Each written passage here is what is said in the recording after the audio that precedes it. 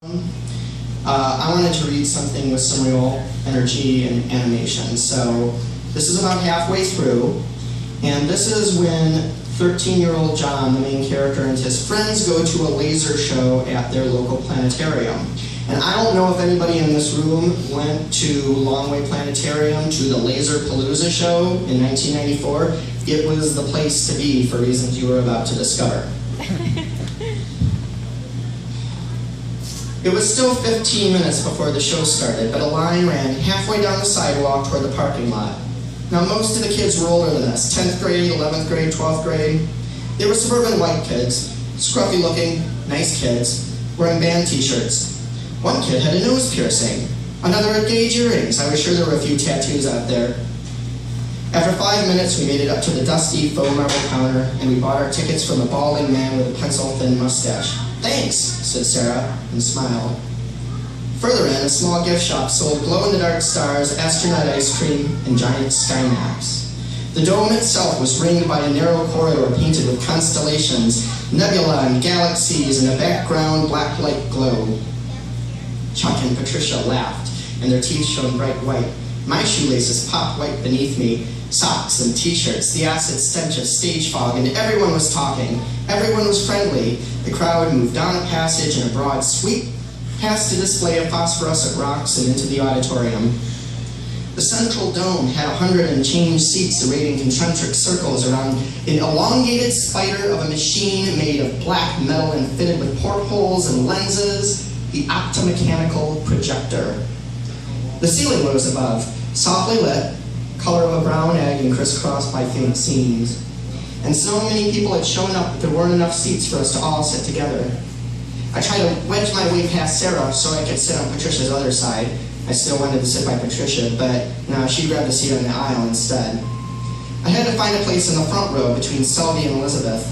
Quanla sat next to Selby, while Chuck and Adam ended up behind us, and the doors still hadn't closed yet. The seats had all filled, but people were still filing in. They orbited toward any empty patch of carpet. They squeezed together. The concentric circle filled in around the projector and then spread back until there was nowhere else to sit. Ushers started turning kids away at the doors. A slender girl, my age or maybe a little bit older, sat at my feet. She leaned against the armrest. Her back grazed my leg. Suddenly, she turned and looked right at me, her face alight with startled joy. She was pretty, but her prettiness was more a projection of warmth than anything specific about her features. She had a straight bob with big bangs, brown eyes, no tension in her expression. "I've never been to a planetarium before," she chirped. I wasn't sure what to say. "I have," I said. Selby snickered. "But I've been wanting to go for a long time," said the girl. She smiled and turned back to face the projector. I looked up at the ceiling. The lights dimmed. The music came, and with it light. Red ribbon quatrefoils beat like a heart and bloomed out into bright blossoms while the sound ran the seams of praise and song and bound us together like we were one flesh, one tribe, one actor. It was, wait for it, a weight that filled our chests. See, we had mostly come as critics, amateurs, posers, played juries and judges to energize injuries, psychic and physical, to pleasure urine as proof of the relevance of our thoughts and actions, to co-opt the plate of rhythm to give our own lives meaning because we didn't want to settle for a sex pack and neutered illusion. No, that's what the beat said. And we bought it at the mall and on the radio and in the planetarium dome. But see, I grew up in a jazz house. I didn't know about this. This was the big outdoors for me. I hadn't seen how it had all fit together, but finally I was starting to figure it out. The first song came out as a wail that rang up to the knit panels of whatever fine fibers made up the smooth surface suited for optomechanical projection.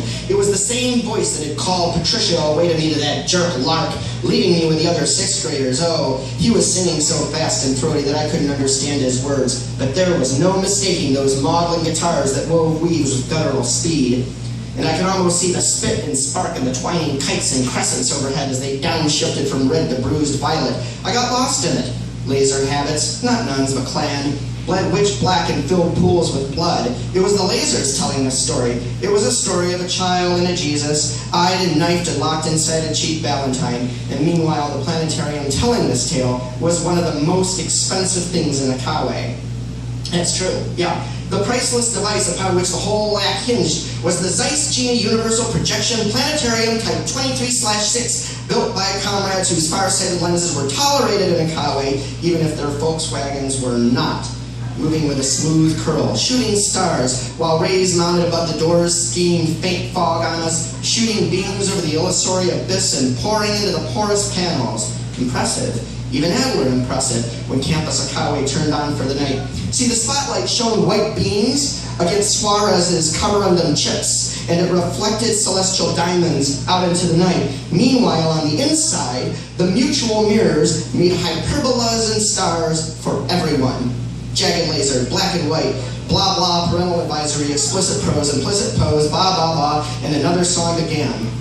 This one was an angry march, a pulse, blood beating, youth on the move, like we could march out, never return to school and show the unions, the guys who made the Terraplanes and the Aubrey 7Ts, the Rolls Royces and the Valentine Decca 149, how to do it right, voices strong, raindrops falling down our brows. And this was 9 Inch Nails. Yeah, I got lost in it. This was the band that Patricia liked and Michael worshipped. This song was more militaristic. It was harder sounding, harder to listen to the songs he had played for me before. But I still found something familiar here. Something kindred, like a son maybe, of the song, the Patti Smith song my mother had played me a week before. That song had been a permissive mother. She had breathed an atmosphere where it was all okay. Yet she too was kindred to that song which my father had played all the time. Sad songs, blue notes, blue beats, the stresses and struggles of men and women, blacks and sharecroppers that beat that hot earth with shovels and fists and packed their way north once upon a time. And that almost brings us back to Glorious, the man with a hollow voice and the hollower man who made such a voice heard. See, I didn't know all this in words. I couldn't have expressed it, but it was resonant in my cells. I heard enough to draw connections even when I didn't know the names of most of the streets and stretches and neighborhoods and intersections of my own dying city. I just knew that all this glamour and destruction had begun with the sound of men working on a pain slang, songs sung in turbulence to keep others close, to link the locked bonds of a people struggling to stay on their feet, to drop hammers, lift voices, to see the sun set and to live to see it rise again. It was a hideous, violent, awful world, but God, what a wonderful world to give birth to such treasure and riches, green trees and roses of red and catharsis and annihilation. And I wondered momentarily if my cousin Michael was only going to hate me for the rest of 7th grade. We rotated, sidereally, into the next song. The beat dropped and copped to a calm shot, hot palm spot. The gentle strumming of handsome men carrying tattoos on their fingers and I guess some STDs, probably. His mellow voice about his home, his city, his only friend, his city of angels. But I lived in 10th Town, Akawe, and it wasn't anyone's friend. It tried to devour us. It was always hungry. It was never full, and I felt a vast hunger had opened up inside of me. Like Adam and I had only been lying to ourselves when he promised to enact his plan to become popular. Were we trying to save face with ourselves while asking someone to simply cling to us, to hold us close, to let us know that we weren't forgotten? I turned my attention to the girl sitting at my feet. I couldn't see her. See, my eyes were swimming with lights from the show overhead, but I could feel the weight of her back on my leg, and I could smell her. She carried a trace of cherry balm, of sandalwood, and something else, something musty. Yeah, I felt Sherlock-like, that she must live in a dark, damp place. But no, she had standards and good hygiene. She kept herself as clean as she could. She did seem pretty dumb. And that vacant smile, those vacuous words. I've never been to a planetarium before. She would have been perfect for Adam's plan. She in 8th grade, I wondered. I waited for the next song to begin. And again the music came. And Akawe was like a jungle always. In the dark, everyone's skin was dark. But see, we carry our souls, the sins we carry in every forgotten history, whether we're born ivory or ebony, candor or bleached or chalk crude, whether push or pimpers, money or prostitute makers. Yeah, I knew this song. I knew Ice Cube's voice from Adam's NWA cassettes, just like I knew Train and Miles from my father's records. Why do I know black music through my white friends? Why don't I ask Chuck what he listens to? Quanah sings in church, why don't I ask her about that? Why is it always Adam telling me about rap? Why is it always my father teaching me about jazz and blues? Ah, and then another thought. Africa's broad and deep and busy and crowded, fecund and fertile. But see, Europe sits on top, and Europe's heavy.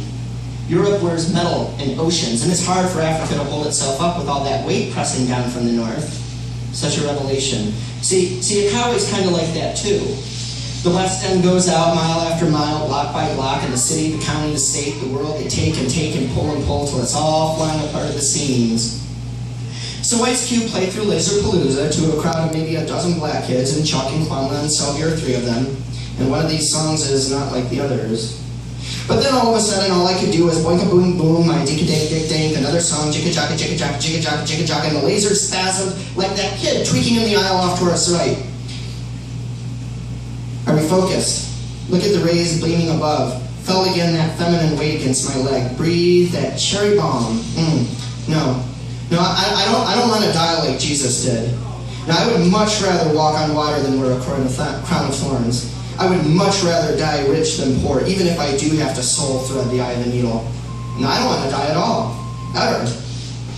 But if I have to die, I want to go peacefully in my sleep on the night after I've solved all the problems in my life.